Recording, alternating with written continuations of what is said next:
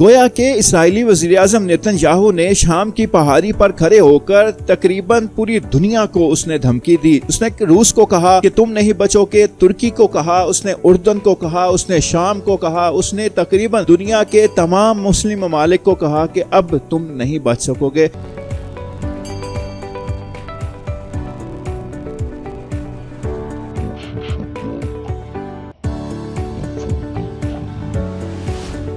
اب جو تباہی دنیا کی ہونے جا رہی ہے وہ کوئی نہیں جانتا۔ بسم اللہ الرحمن الرحیم، السلام علیکم ناظرین۔ اس وقت کی سب سے بڑی خبر جو بریک ہو رہی ہے، آج کی جو نیوز ہیڈ لائن ہے وہ یہ ہے کہ اسرائیلی وزیر اعظم نیتن یاہو وہ شام پہنچ چکا ہے۔ 50 سال بعد وہ شام کی سرزمین پر وہ داخل ہوا اور اس کو کوئی روکنے والا نہیں تھا۔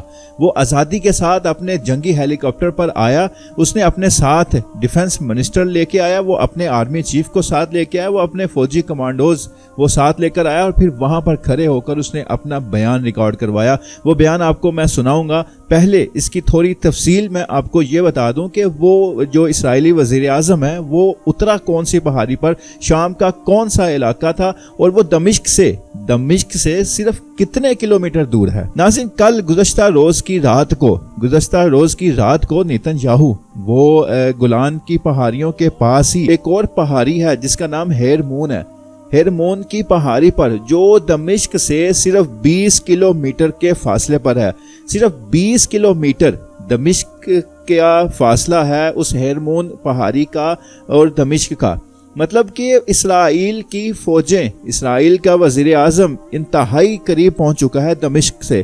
ہم اگر اندازہ لگا سکتے ہیں، آپ اپنے علاقے کے مطابق لگا سکتے ہیں کہ 20 کلومیٹر آپ کے علاقے سے کون سا علاقہ آتا ہے، تو آپ کو صحیح اندازہ ہو جائے گا کہ اسرائیل کہاں تک پہنچ چکا ہے۔ ناظرین، گولان ہائٹس مکمل طور پر وہ اسرائیل کے زیر قبضہ جا چکی ہیں۔ اب اسرائیل کا کہنا، جواز اس کا یہ ہے کہ جو باغیوں کا گروہ ہے اس نے انٹرنیشنل لا کی خلاف ورزی کی ہے، ان کے پاس کوئی حق نہیں، کوئی رائٹس نہیں کہ وہ شام کی حکومت بنائے، اس لیے میں ان کی حکومت کو گرا کر میں شام کی فتح کا میں اعلان کروں گا۔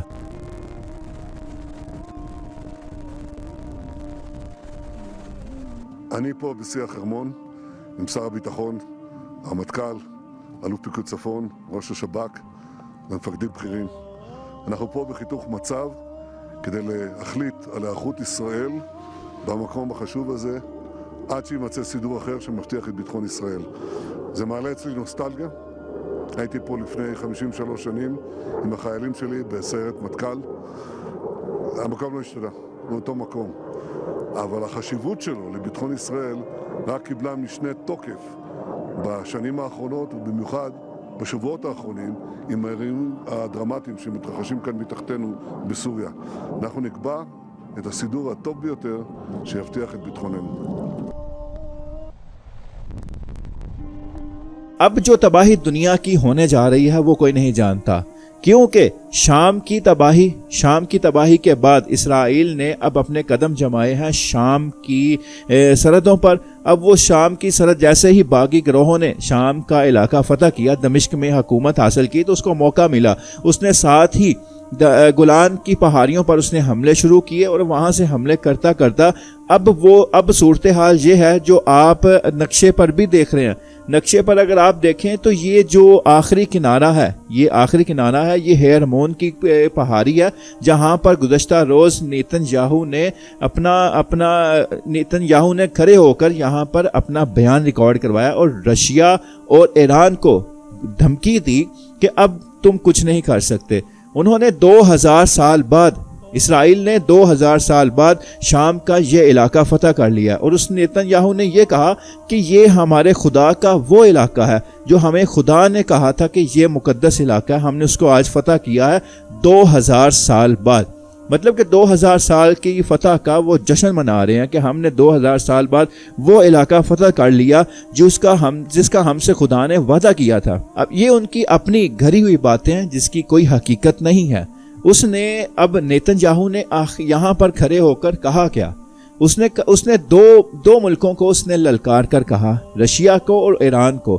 رشیا کو اس نے کہا کہ اب دیکھو ہم نے تمہیں یہاں سے نکالا، یہاں سے مطلب شام سے نکالا، ایران کو بھی یہاں سے تمہیں نکالا، اب تمہیں ہم نہیں چھوڑیں گے۔ اس نے کہا پہلے ہم رشیا کی طرف آئیں گے۔ روس کو اس نے کہا کہ ہم نے تمہارا ایک اعلیٰ آفیسر وہ مار دیا، فوجی آفیسر مار دیا، اب تمہاری خیر نہیں ہے، اب تم نہیں بچ سکتے۔ اس کے بعد اس نے کہا کہ ہم روس کے بعد ایران کی طرف جائیں گے۔ ایران کے خلاف بھی ایران کے جو سپریم صدر ہے، ایران کے جو صدر ہے، سپریم لیڈر ہے، اس کے بارے میں بھی ٹرینڈ چلنا شروع ہو چکے ہیں کہ وہ اس کو عہدے سے ہٹایا جائے۔ مطلب کہ یہ ایک چیز وہ دکھانا چاہ رہے ہیں کہ ہم نے شام کے اندر جو حالات پیدا کیے، اب وہی حالات اب ہم ایران میں پیدا کریں گے، اور رشیا میں ایسے حالات پیدا کریں گے کہ رشیا بھی اپنے آپ کو سنبھال نہیں سکے گا۔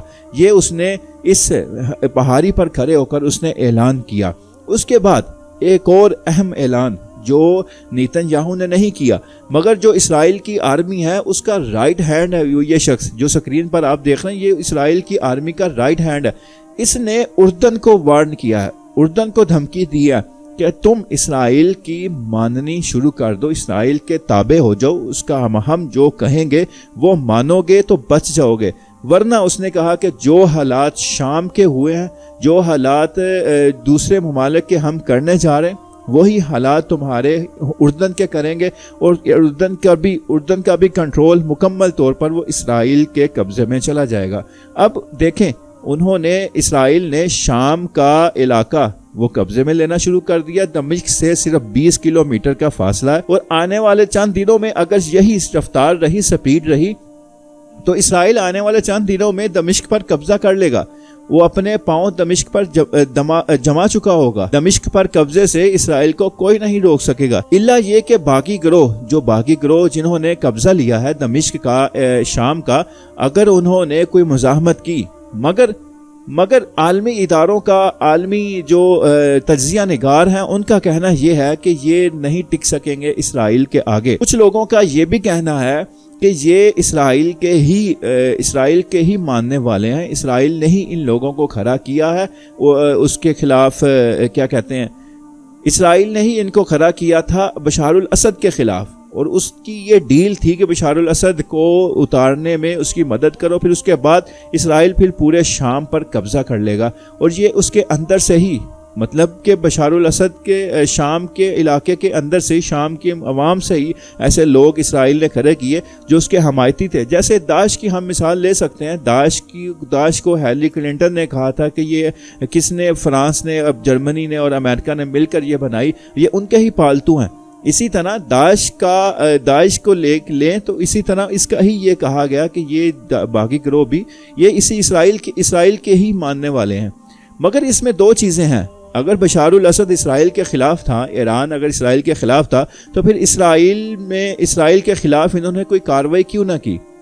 ایران تو شام کے اندر موجود تھا، اس کی فوجیں ایران کی شام میں موجود تھیں، جبکہ بشار الاسد کی فوج بھی، وہ بشار الاسد کا ہی ملک تھا شام، تو اس نے وہاں پر رہتے ہوئے اسرائیل پر حملہ کیوں نہ کیا؟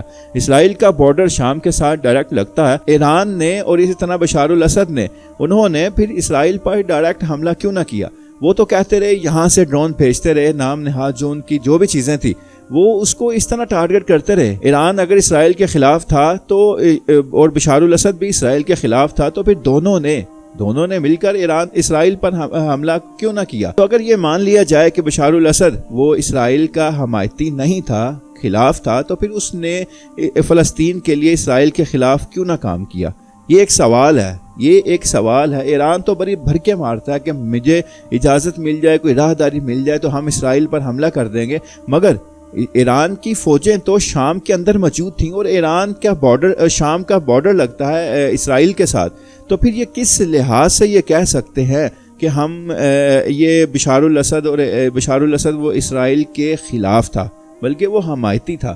اب یہ آنے والے لوگ، یہ آنے والے لوگوں کے بارے میں آنے والے حالات ہی بتا سکتے ہیں کہ آخر یہ اسرائیل کو روکیں گے یا یوں ہی اسرائیل قبضہ کرتا چلا جائے گا شام پر۔ گویا کہ اسرائیلی وزیراعظم نیتن یاہو نے شام کی پہاڑی پر کھڑے ہو کر تقریباً پوری دنیا کو اس نے دھمکی دی۔ اس نے روس کو کہا کہ تم نہیں بچو گے، ترکی کو کہا، اس نے اردن کو کہا، اس نے شام کو کہا، اس نے تقریباً دنیا کے تمام مسلم ممالک ممالک کو کہا کہ اب تم نہیں بچ سکو گے، اسرائیل جو کہتا ہے، اسرائیل جو مرضی کرنا چاہے کرے گا، میں جو مرضی کرنا چاہوں وہ کر سکتا ہوں، دنیا کی کوئی طاقت مجھے نہیں روک سکتی۔ تو ناظرین یہ آج کی موجودہ صورتحال ہے شام کی، کہ وہاں پر اسرائیل جو ہے وہ اپنا قبضہ جماتا ہی چلا جا رہا ہے۔ اب آنے والے حالات میں اسرائیل کو کیا مزاحمت دیکھنی پڑے گی یہ اللہ ہی بہتر جانتا ہے۔ اللہ حافظ۔